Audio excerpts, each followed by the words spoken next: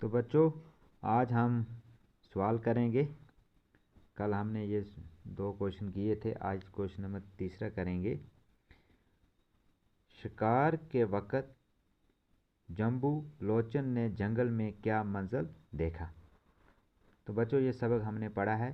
جب جمبو لوچن جنگل میں گیا شکار کرنے کے لیے تو اس نے جنگل میں کیا دیکھا، کون سی منزل دیکھی؟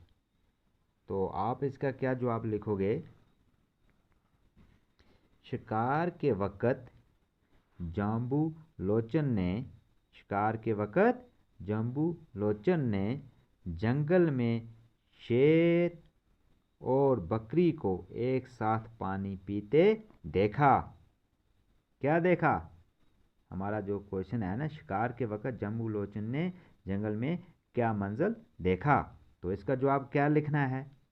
اس کا جواب یہ لکھنا ہے، شکار کے وقت جمبو لوچن نے جنگل میں شیر اور بکری کو ایک ساتھ پانی پیتے دیکھا. یہ منظر دیکھ کر اس نے ہمیشہ کے لیے شکار کرنا ترک کر دیا، یعنی ترک کرنا ہو گیا چھوڑ دیا، اور اس نے عہد کر لیا کہ وہ اب کسی قسم کا شکار نہیں کرے گا. مجھے امید ہے کہ آپ گھر میں بیٹھ کے آرام سے یاد کرو گے. باقی خدا حافظ.